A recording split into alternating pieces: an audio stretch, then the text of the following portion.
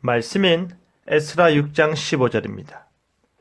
다리오 왕 제6년 아달월 3일에 성전 일을 끝내니라.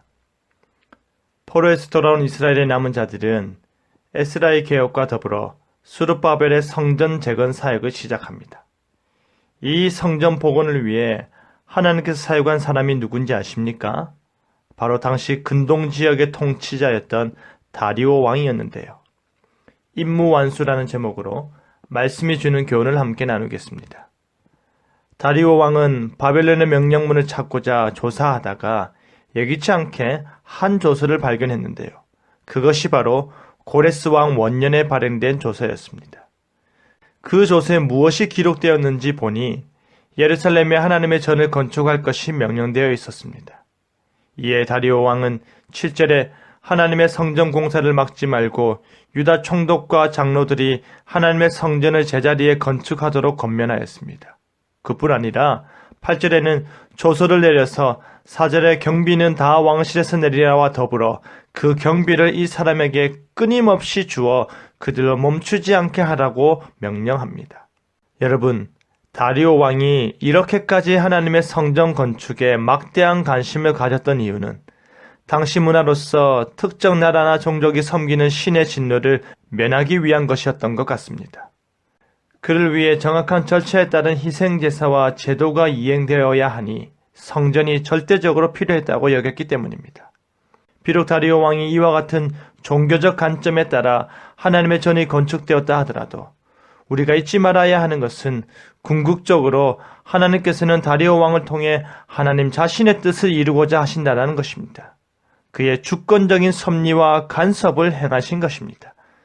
그뿐 아니라 11절을 보시면 고레스의 조서에 따라 다리오 왕이 명령하는 것은 누구를 막론하고 이 명령을 변조하면 그의 집에서 들보를 빼내고 그를 그 위에 메어 달게 하고 그 집은 이로 말미암아 거름더미가 되게 하라 하였습니다.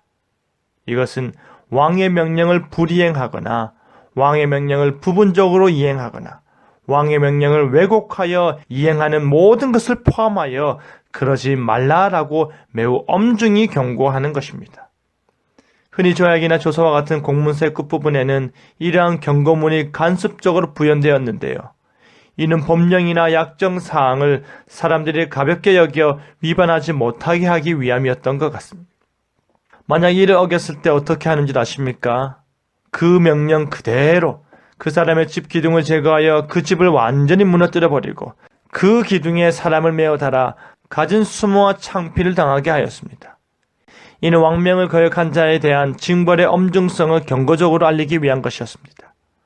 그뿐 아니라 12절에 예루살렘 성전에 자신의 이름을 두신 하나님께 불순종하고 부분적으로 순종하고 왜곡되어 순종한 자들을 멸하시기 원한다고 경고까지 합니다. 그러면서 12절 마지막 부분에는 나 다리오가 조서를 내렸노니 신속히 행할지어다 라고 합니다. 다리오 자신의 명령이 일체의 오차도 없이 신속히 그대로 실행되어야 할 절대적 필요성이 있음을 강력히 암시하는 문구라 할 수 있습니다.